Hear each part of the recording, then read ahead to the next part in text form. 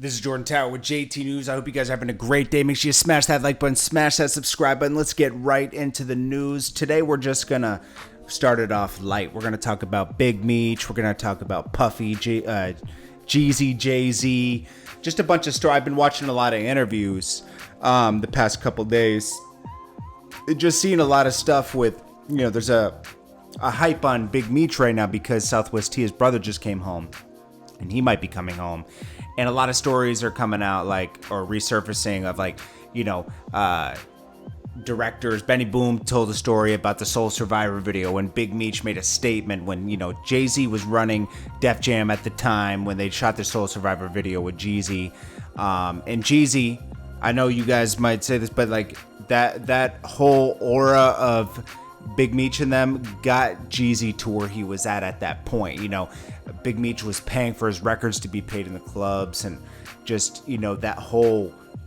all that money being around Jeezy. Jeezy was doing his own thing, right?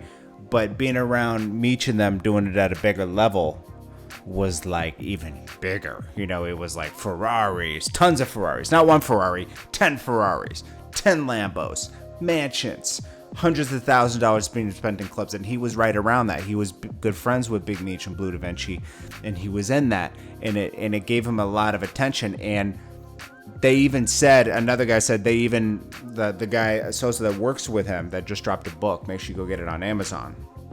I think it's The Conspiracy Behind the Black Mafia Family or something like that. He says that Big Meech gave his blessing for Jeezy to go on with Jay-Z when Jay-Z reached out, because he knew that his indictments were coming down. He knew that they were on him, and that he couldn't be a part of the situation. He'll just be around, and so that he stunted on Jay-Z at the video. Jay-Z had a blue Maybach. Big Meech pulled up in two Maybachs and kind of blocked Jay-Z in just to show hey, you're going to have to speak to me to get these moved, but, we get money too. We just getting money the way you talk about getting money. We really getting money like that. That's kind of bossy move. They talk about how, Big Meech was great friends with Puffy, and they revisit that Wolf situation where, Diddy's bodyguard Wolf. It was always a big thing around 2003. I remember this because I was just coming in the industry, about to drop out of college. This is around 2003. I was my second year in college, I think, at that time. And I was coming to the industry. I remember that story where Wolf was Meech was blamed for Wolf's passing but it was really something else. And Wolf is someone who took out one of Suge Knight's guys, allegedly, back in 1995.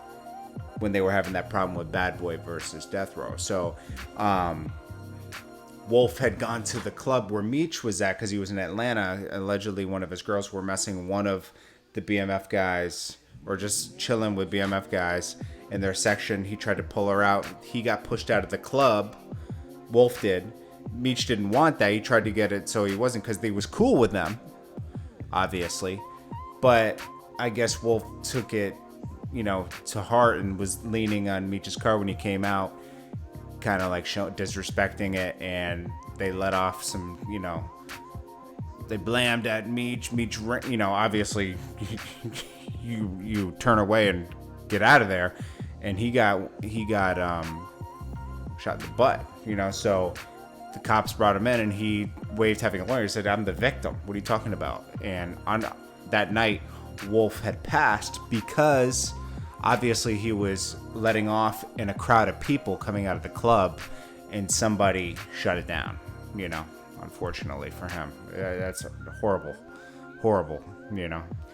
but it takes me back hearing those stories, because that was a different time in music where there was a lot of mystery and allure going on, and today there's not so much happening outside. It's all happening on the internet.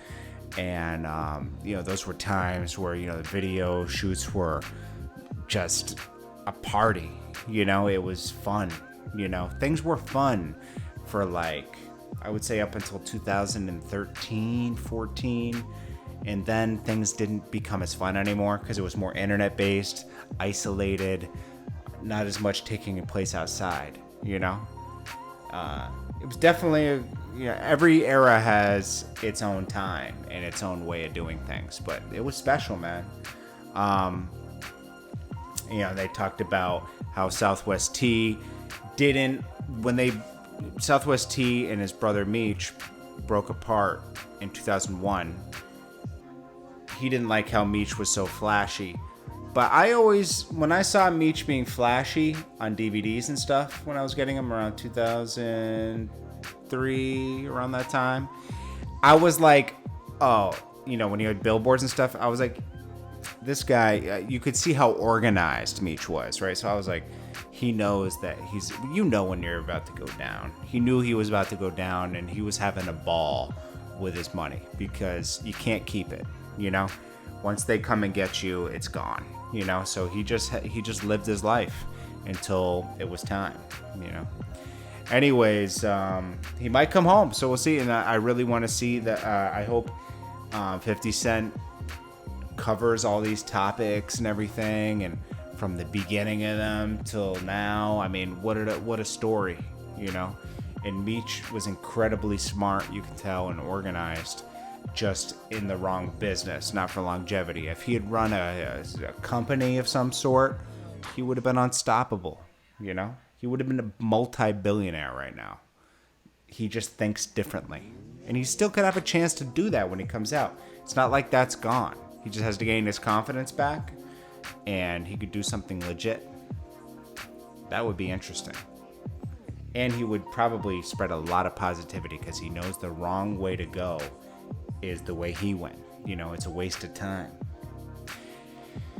Anyways, I appreciate you guys, and we're just starting off light. Don't get in the thing. Oh, yeah, we heard these stories. I'm just giving you guys my opinion. Okay, I love you guys, and I appreciate you guys who watch, and I hope you guys have an amazing day.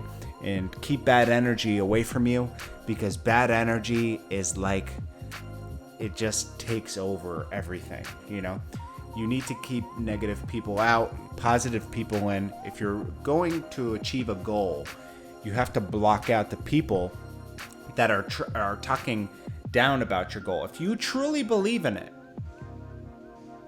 and if someone's giving you constructive criticism, that's different. If someone's just saying it will never work, and they're not giving you reasons why it won't work, then those people gotta go. You gotta decipher between the two. And you gotta keep bad energy away from you, because it'll stop you from getting where you need to go. Sometimes it's good to just block the whole world out and get tunnel vision. Love you guys. Peace.